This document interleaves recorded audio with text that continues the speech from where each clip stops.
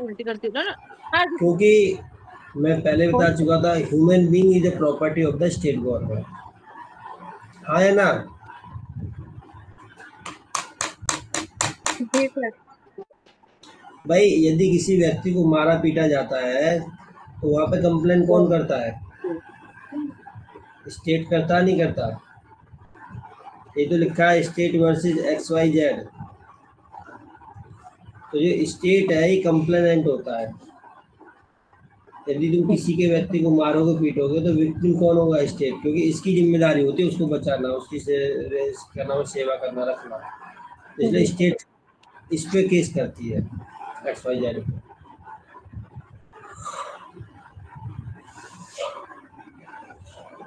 बात समझ आई या नहीं आई? जी सर। तो अब ये कह रहा है कि भाई कम से कम जो एरिया है, ठीक है, तो पॉपुलेशन के हिसाब से देखो, स्टेट गवर्नमेंट में इस्टेब्लिश्ड एंड मेंटेन, मेंटेन होता है, देखो उसको पहले तो बनाएगी और उसको मेंटेन भी करेगी। मुंह खोल सच रहे number of the old age home, जितने भी ओल्ड एज होम बनाएगी, हैं। असेसिबल प्लेसेस, जहाँ पर लोग आराम से आ सके और जा सके, ठीक है। It may deem the necessary phased manner beginning that the list at least one of the each district of the recommended in such homes a minimum of 150 senior citizens who are indigent। पहले indigent का मतलब समझते हैं। Indigent कौन होता है? एक person गरीब व्यक्ति को बोलते हैं sir. Is not able to earn and उनको देखिए कितना बाहर निकल के हम लोग कर। देखिए जी लिव हिज लाइफ या हर लाइफ। एक ऐसा व्यक्ति जो अपने लिए रोटी कपड़ा मकान का थोड़ा करके मुंह में ले व्यवस्था नहीं कर सकता, नहीं कर पा रहा, उसको इंडिजेंट कहते हैं। और भी होता है कि जो गरीब लोग होते हैं, जैसे कोर्ट फीस है, 50 लाख की कोर्ट फीस है, नहीं मान लो 1 करोड़ का वो कोई मकान है, तो 1 करोड़ के मकान पे लगभग लगभग 1.5 लाख रुपए कोर्ट फीस आएगी। अब उस कोर्ट फीस को देने के लिए उसमें पैसे नहीं है। क्यों नहीं है पैसे? स्टोरी सुनना होता है, देखो, मतलब इससे थोड़ा अलग बता रहा हूँ मैं स्टोरी। क्या है, ये मकान है, मतलब ये लैंड है, जमीन है ये, और इसकी कॉस्ट है 1 करोड़ रुपया। इस पे इसे अपने पूरे मकान पे झुग्गी सी डाल के एक बुढ़िया रह रही थी। अब बुढ़िया के नाम पे था। चार आए ढींगड़ा, चार ढींगड़ा आ गई, या वकील आ गई, ममता मैडम आ गई, ममता मैडम, ठीक है भाई, वाला मैडम आ गई। भाई ये जो प्लॉट है इसको बुढ़िया तो खाली कर, ये हमारा है। भाई इन्होंने उसको बुढ़िया को भगा दिया। अब बढ़िया सी दीवार वीवार लगा के छत डलवा के फर्स्ट क्लास एडवोकेट का ऑफिस बना दिया। अब इसकी कीमत तो 1 करोड़ है। अब यदि ये बुढ़िया जो है, ओल्ड एज जो सिटीजन है, ये कोर्ट जाएगी तो भैया सिविल मैटर है, हाँ या ना? तो इसमें कोर्ट फीस 1.5 लाख रुपए, तो ये 1.5 लाख रुपए कहाँ से देगी? तो यदि इसके पास 1.5 लाख रुपए नहीं है, 1 करोड़ की प्रॉपर्टी है, तो क्या तुम इसके लिए कोई वकील इसका केस लड़ सकता है कोर्ट में या नहीं लड़ सकता?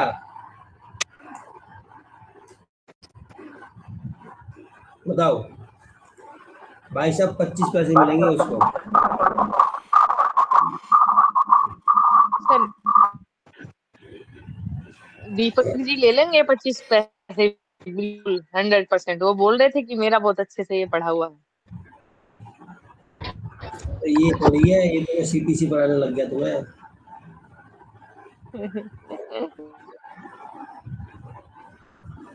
बताओ भाई, 1 करोड़ का मकान है, बुढ़िया रहती थी वहां पे। भैया ममता मैडम और वाला मैडम दोनों आए, उन्होंने बुढ़िया को उठा के फेंक दिया, अलग रोड पर बैठा दिया, और दोनों ने चमचमाता हुआ था अपना ऑफिस बना के दोनों बैठ गए। एक तो ऊपर से वकील, ऊपर से ठीक ठाक वकील,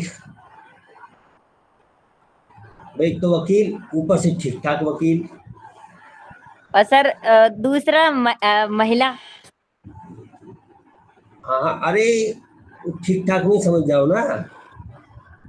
समझ गई तो सर मैं तो। ठीक है, तो क्या कोई और वकील इस बुढ़िया की हेल्प कर पाएगा? इस पर तो 1 रुपया भी नहीं है बेचारी पे। सर आप करोगे सर? है आप करोगे सर? देखो कैसे करेंगे, है ना। The advocate write an application as an indigent person. Indigent person होता है कि जिसके पास कुछ भी नहीं है, 1,000 से कम की राशि है उसके पास, उसको इंडिजेंट कहते हैं। जिसके पास में 1,000 से कम रुपए होते हैं उसको इंडिजेंट कहते हैं। भाई ये कहेंगे ये बुढ़िया है, इसके पास पैसे नहीं है। हाँ, यदि ये मकान इसके हैंडओवर हो जाएगा, इसका कब्जा वापस मिल जाएगा, तो ये बुढ़िया जो है सरकार को जो भी कोर्ट फीस थी वो चुका देंगे। पर अभी नहीं है हमारे पास, तब कैसे चुकाएगी? बेच देगी अपने प्लॉट को, चुका देगी।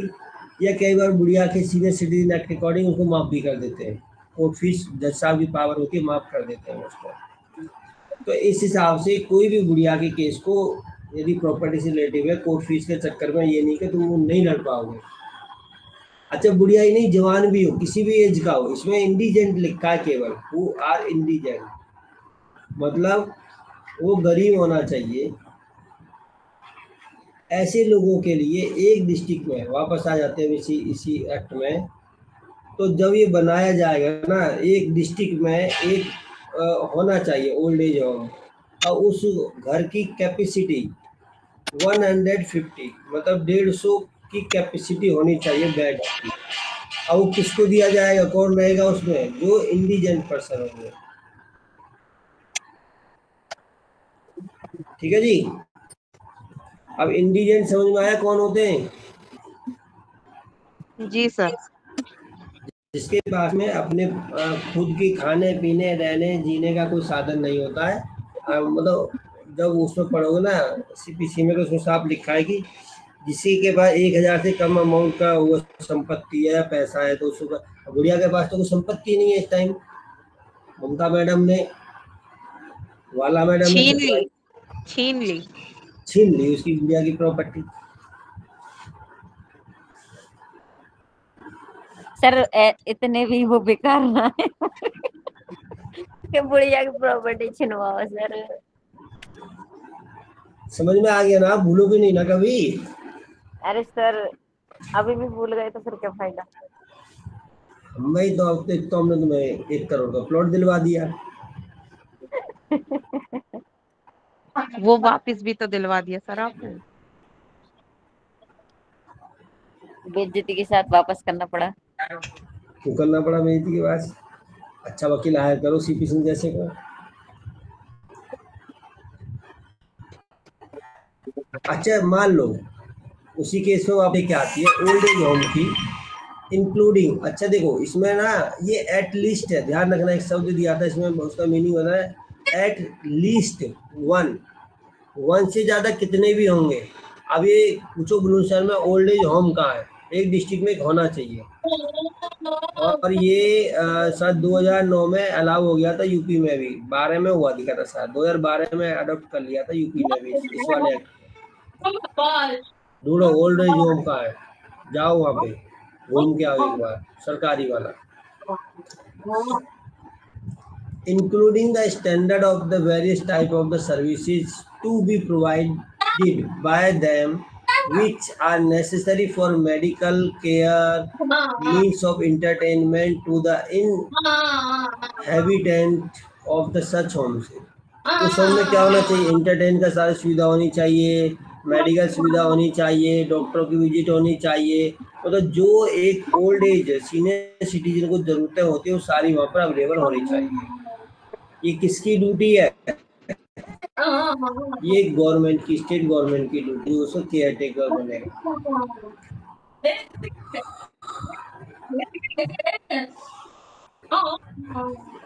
रात सोया था 3 बजे। सर आपने तो हमें भी नींद दिलवा दी। नहीं, काम ही करा था 1:30-2 बजे तक तो। Who is not having sufficient means determined by the state government for the time to time to maintain himself. जो अपने आप को खुद से जो सीनियर सिटीजन है मेंटेन नहीं कर पा रहा है उसको इंडिजेंट की श्रेणी में लेके आते हैं। बात इतनी सी बात है। सेक्शन 20 में आता है मेडिकल वाली सुविधाएं आ जाती है। मेडिकल सुविधा पर भाई इसको तो ज़्यादा पढ़ने की ज़रूरत है नहीं। क्यों नहीं है? नॉर्मल बंदे को मेडिकल सुविधा की तो ज़रूरत पड़ती है, वही यहाँ लिखी हुई है। गवर्नमेंट हॉस्पिटलों में अलग से सीनियर सिटीजन की लाइन होनी चाहिए, अलग फंड होना चाहिए, अलग से विभाग होना चाहिए। Government self provide the bed senior citizen के लिए अलग है। जब ये एक्ट बना था ना तभी से पहले बसों में नहीं होता था ये सीट सीनियर सिटीजन के अलावा मेट्रो में भी हो जाती है। अंडर टर्मिनल और डिजेनरेटिव्स मतलब जो बुड्ढों में ऐसी बीमारियां होती है एक दूसरे से फैलने वाली ये सारी बीमारी जो होती हैं इनके ऊपर रिसर्च होनी चाहिए।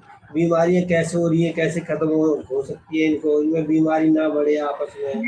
दे are embarked facility the generated patient.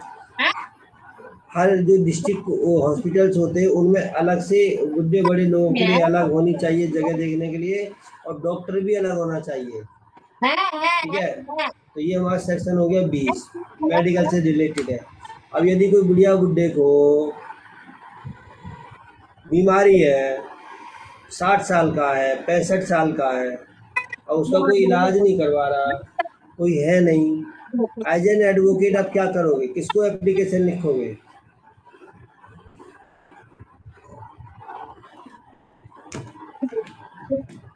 पढ़ाने का तो फायदा तभी हो रहा है जब आपको प्रैक्टिकल पता हो। किसको एप्लीकेशन लिखोगे और क्या लिखोगे?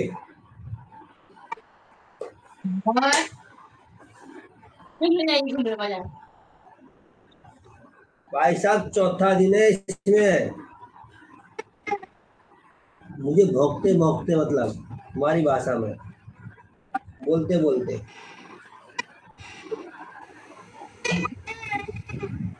अरे मेरी आवाज आ रही है पांडे मिश्रा जी? हाँ जी सर आ रही है। डीएम को डीएम क्या बैठा मेडिकल सपोर्ट। सेक्शन 20 में मेडिकल सपोर्ट प्रोवाइड किया जाए ना। हाँ बस अब किसकी ड्यूटी है? डीएम को छोड़िए आओ। अब डीएम अपने आप पीओन को भेजे, चपरासी को भेजे, वहाँ बुलाए, हॉस्पिटल बुलाए, अब उसकी ड्यूटी है। तुमने तो उसको हैंड ओवर कर दिया, बात खत्म हो गई, एप्लीकेशन दे दी उसको। जी सर। ये हमको छोटी छोटी बातें पता होना चाहिए। आपसे लोग डरने लग जाएंगे। यदि आपको डराना है ना किसी को नॉलेज से, ये रहा 22 है ना, साफ लिखा हुआ देखो, ये लास्ट सेकंड पॉइंट में, the state government shell prescribe the comprehensive action plan for the providing the protection of the life and property of the senior citizen. मैंने इस सेक्शन में लगाई थी, सेक्शन 22 का सब सेक्शन 2।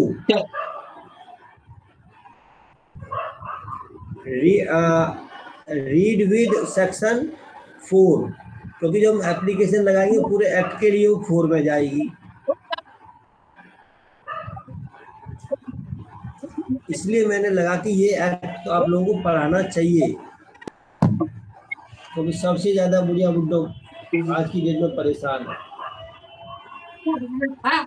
चलो जी, chapter 5 protection of life and property of the senior citizen, वो ये 21 में देखो, measures of the publicity awareness for the welfare of senior citizen. जागरूकता करना, तुम्हारे क्या अधिकार है, क्यों तुम्हें पीट रहा है, ठीक है, तो तुम क्या क्या हो। और एक बुड्ढा है वो कह रहा है अपने बेटा से, बेटा मेरे लिए टीवी लगा दे, मैं टीवी देख लिया करूँगा, मेरी आँख में से कम दिखता है, चश्मा बनवा दे, और वो नहीं कर रहा। वो बुड्ढा आता तुम्हारे पास, बेटा तो वक्त नहीं, मेरा बेटा मेरे लिए टीवी नहीं दिखा ला रहा, फिर क्या करोगे आप? बेटे को पीटने जाओगे? नहीं सर। एक एप्लीकेशन लिखोगे, किसको? डीएम को। अंडर सेक्शन 21 का sub section 1 read with section 4 क्या लिखा हुआ है? Of this act are given the wide publicity through the public media including TV, मतलब सब पे उसको वो दे रहे, प्रचार कर रहे हैं, अवेयरनेस कह रहे हैं। तो कहोगे जी अब अवेयरनेस करो इनको, इनके बच्चों को भी जगाओ, डीएम से बोलो जी बुलाओ इनके बच्चों को, इनको बताओ आप कि अपने बच्चों को क्या क्या सुविधा देनी, क्या क्या नहीं देनी है। इसमें सेंट्रल गवर्नमेंट भी अवेयरनेस करती है, कैंप लगते हैं। ये काम तो आप लोग हम लोग भी कर सकते हैं, पता है। हम तो एडवोकेट है, जैसे कि हम मान लो 10-12 एडवोकेट इकट्ठे हो गए, किसी उसमें जाओ, किसी भी क्या नाम है कॉलोनी में जाओ, वहाँ की जो लोकल संस्था आंगनवाड़ी है उनसे मिलो, 1-2 दिन पहले बुढ़े बड़े लोगों को सबको बोल दो भाई, और किसी का खाली सा मकान हो या कोई हो टेंट वेंट लगवा कर इकट्ठे कर लो भाई जो वृद्ध आदमी होते हैं उनकी क्या क्या चीज़ें ज़रूरी है क्या नहीं है, तुम्हें किससे जाना चाहिए किसके पास नहीं जाना चाहिए, तुम्हारी कौन सुनेगा कौन नहीं सुनेगा, तुम्हारे क्या क्या अधिकार हैं।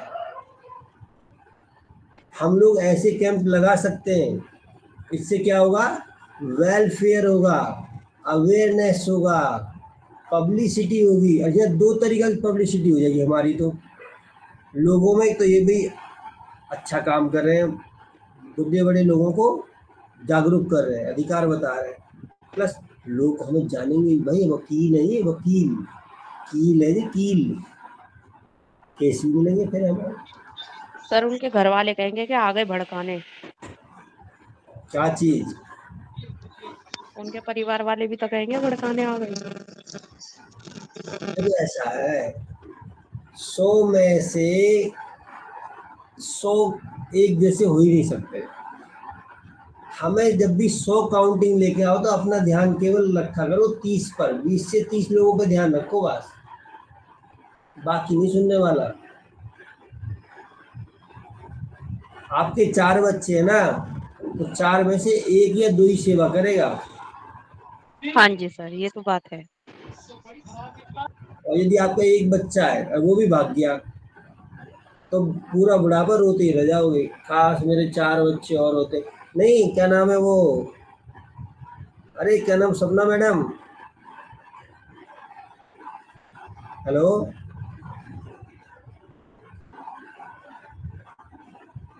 अभी आज एक वकील साहब थी, लेडीज वकील साहब, मतलब 60 प्लस के आसपास थी, वो सेम बात कह रहे मेरे पास 4-5 बच्चे होते तो आज मुझे ये नहीं देखना पड़ता। आज मैं ये ढूंढती हूँ लोगों को कि कोई मुझसे बात करे, तो पकड़ लेती हूँ, गली में से पकड़ लेती हूँ लड़कियों को, औरतों को, आजा बेटा आजा, मैं उनको चाय बना के खिलाती हूँ, बिस्किट खिलाती हूँ, जिससे कि मेरे पास बैठे, लालच में आए और मुझसे बातें करे। चलो सेकंड पॉइंट, तो सेंट्रल गवर्नमेंट और स्टेट गवर्नमेंट ऑफिसर्स, जो भी ऑफिसर्स होते हैं, वही ISP DMS जे वाली बात है यहाँ पर, इंक्लूडिंग द पुलिस ऑफिसर, जो इसमें पुलिस भी आ गई कर दिया, the member of the judicial service, जजेस भी आ गए, are given the periodically sensitization and awareness training on the issue of relating of this act। भाई ये लोग ट्रेनिंग देते हैं, ये लोग वेलफेयर कैंप लगाते हैं, तो हम क्यों नहीं लगा सकते?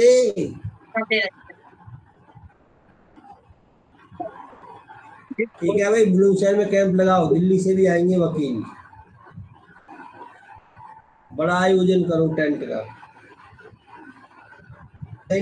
डीलिंग विद द लॉ, जो लेजिस्लेचर है, जो लॉ डिपार्टमेंट है, उसके जो मिनिस्टर वगैरह है, ये सारे home affair, health ministry, to the address the issue relating the welfare of the senior citizen, health ministry और 7 मई होम मिनिस्ट्री यानी कल और वेलफेयर डिपार्टमेंट, ये सारे मंत्री वगैरह इस पर ध्यान देते हैं सीनियर सिटीजन पर। बिहार के 6 और जिलों periodically review the same of the conduct, और उनके फंड वगैरह आता है उसको कम और ज़्यादा, मतलब कम तो नहीं करते, बढ़ाते रहते हैं समय समय पर।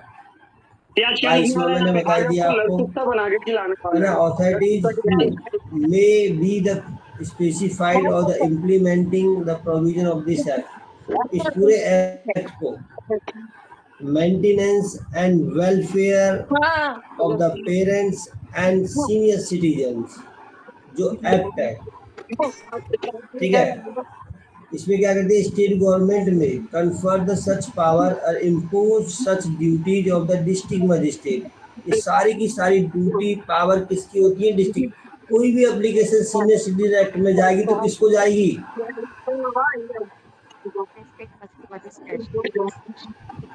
है जी,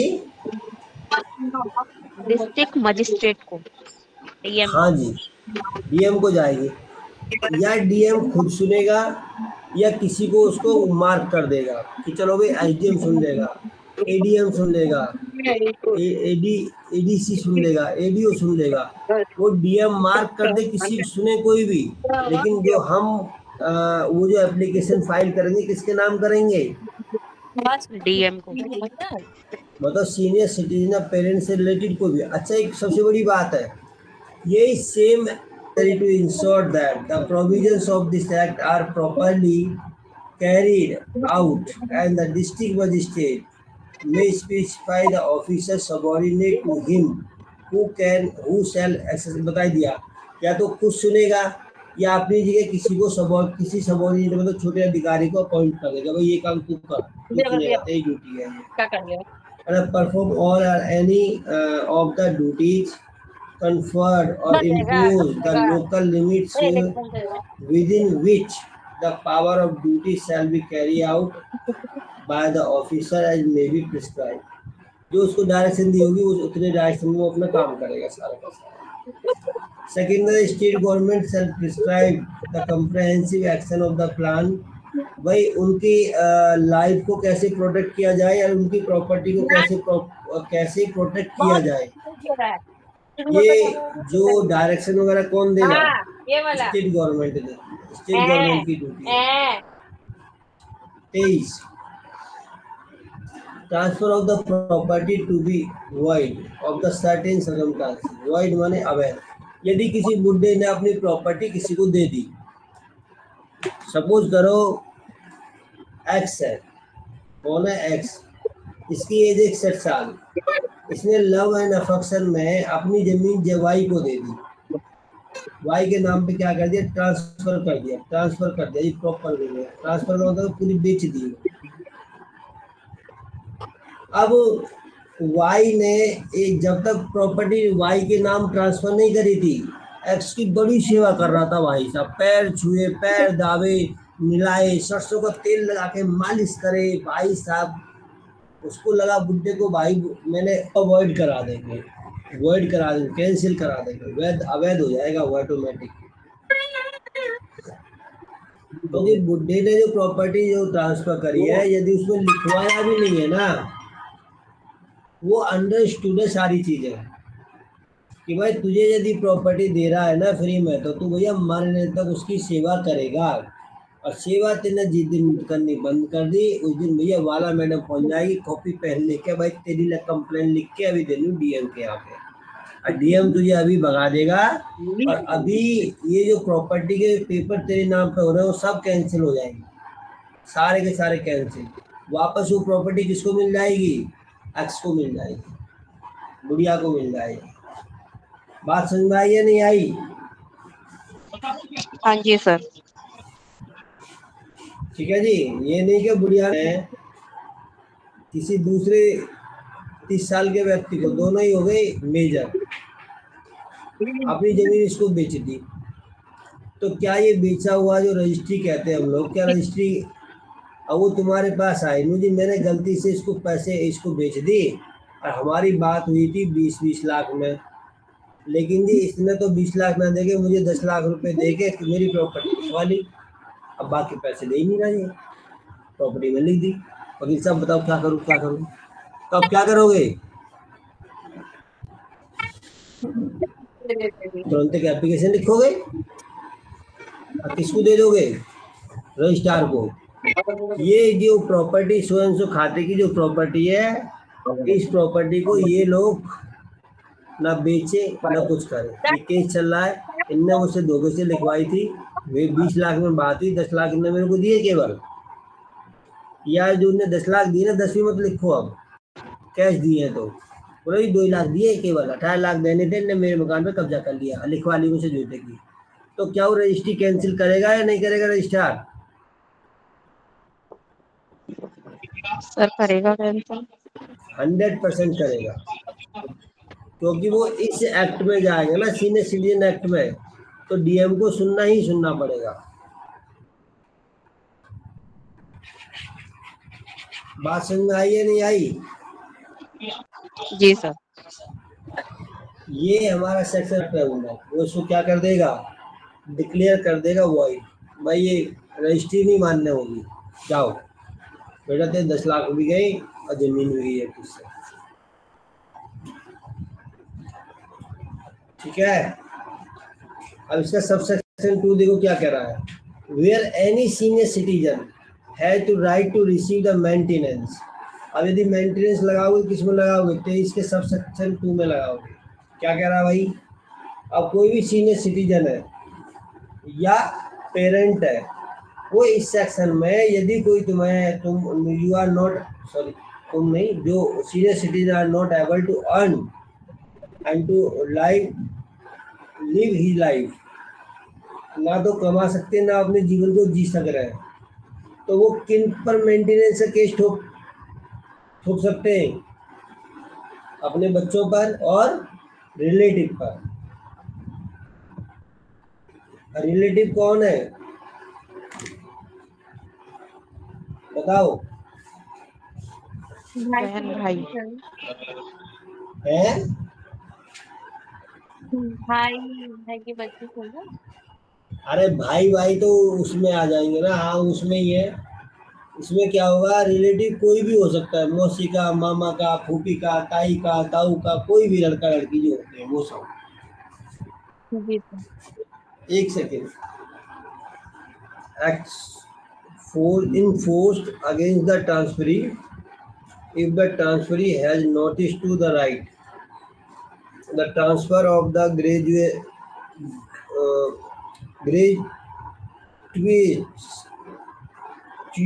कहते हैं इसको ना, but not against the transferee for the consideration without notice of the right। लेकिन जो हम उसकी प्रॉपर्टी को कैंसिल करेंगे ना,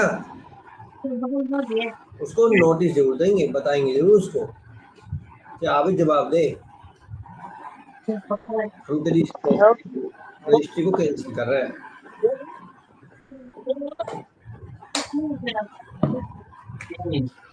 सर पानी पी के बढ़ा रहे हैं आंखों में।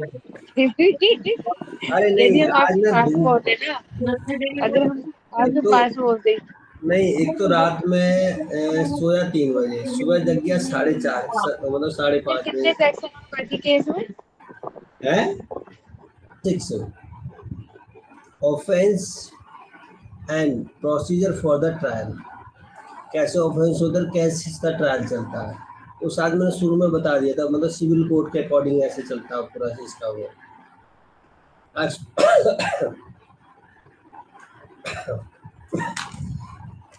मीठा हो गया। एक्सपोजर एंड अबेंडनमेंट, अब एंडोनमेंट ऑफ सीनियर सिटीजन्स, मतलब ये कह रहा कि इसका जो ट्रायल है ये कैसे चलेगा, क्या होगा, कैसे उसको रिलीफ मिलेगा, उसके बारे में बताया गया है। किस जगह हम केस फाइल करेंगे, क्या करेंगे, क्या नहीं करेंगे, वो सारा इसमें बताया है। Whoever having the care of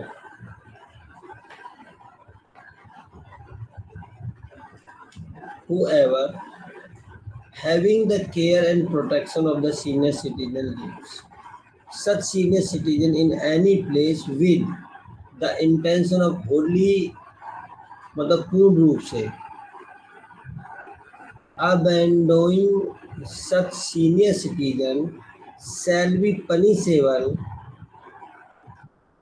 and imprisonment of either the description for the term विच में भी सर 3 महीने तक की सजा होती है और फाइन भी होता है उन पर, विच में भी एक्सटेंड टू द 5,000 रुपीज, 5,000 रुपये तक का जुर्माना होता है। सिंपल है। इस एक्ट के अकॉर्डिंग यदि कोई व्यक्ति किसी भी तरीका से इन बुढ़िया बुड्ढेन को, सीनियर सिटीजन को क्या करता है, परेशान करता है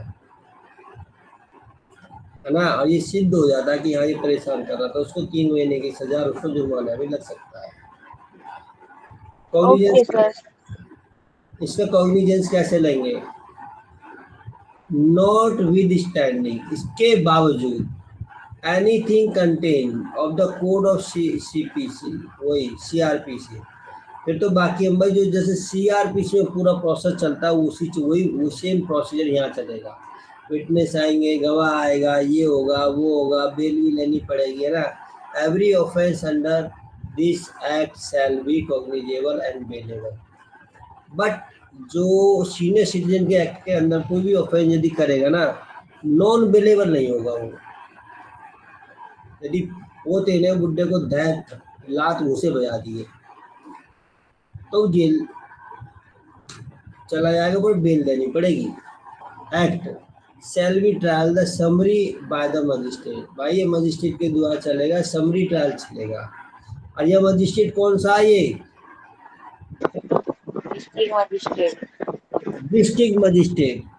इतनी बार रिपीट करा के आपको अपने आप रट गया होगा। अब ये मिसलेनियस है, देख लो। Officers to be the public servant, every officer or staff appointed in the exercise of the function under this act shall be deemed to be the public servant within the meaning of section 21 of the Indian Penal Code।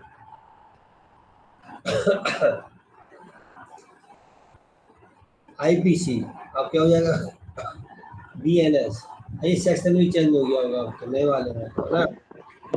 According appoint किया जाएगा कि इनके against में यदि कोई offence होता है तो वो वही देखेगा उसको। कोई दिल्ली में नाम बता सकता है कौन होता है वो ऑफिसर?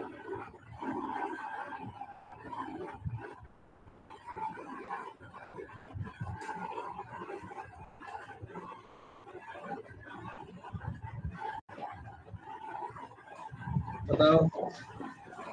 प्रोबेशनरी ऑफिसर्स कहते हैं ऑफिसर, PO, जिसका काम यही होता है सारी सुविधा लेके आना, उसके पूरे डिस्ट्रिक्ट की पूरी नॉलेज होती है उसको। जूरिडिक्शन कैसे करेंगे? जूरिडिक्शन तो सिविल कोड भी है, जो सिविल कोड की जूरिडिक्शन होती है वही इसकी जूरिडिक्शन होती है, उसी हिसाब से डिसाइड किया जाएगा। Protection of the action taken of the good faith, जो भी उनको सुविधा दी जाएगी, प्रोटेक्शन दिया जाएगा, रक्षा करने के लिए जो उसको दिया जाएगा, उसकी कोई ऐसी इंटेंशन नहीं होगी, उसकी इंटेंशन केवल गुड फेथ की होगी। बुढ़िया बुड्ढों को क्या करना है? सुविधा देनी है, बस। गुड फेथ होना चाहिए केवल वहाँ पर, चाहे स्टेट गवर्नमेंट के द्वारा हो या सेंट्रल गवर्नमेंट के द्वारा हो।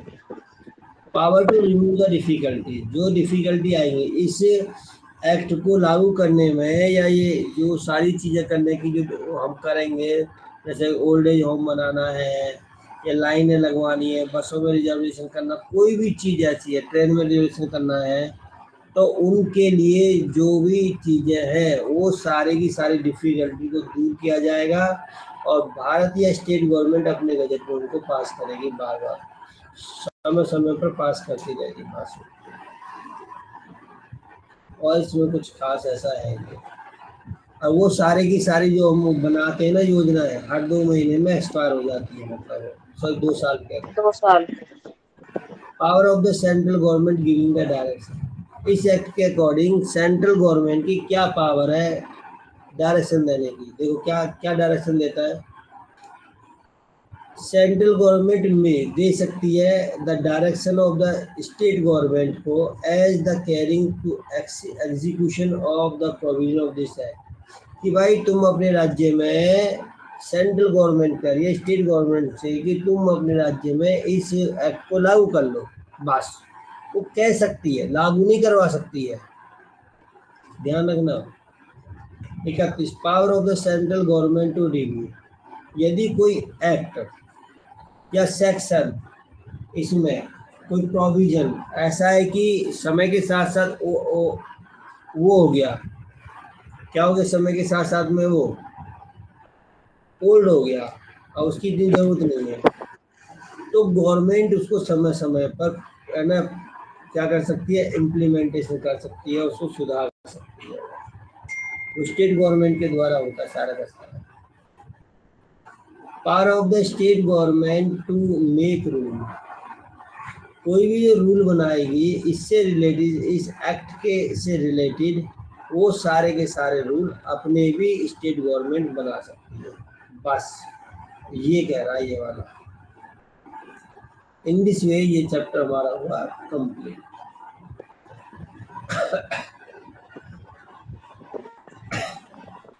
अब यदि किसी कुछ पूछना तो भाई पूछो।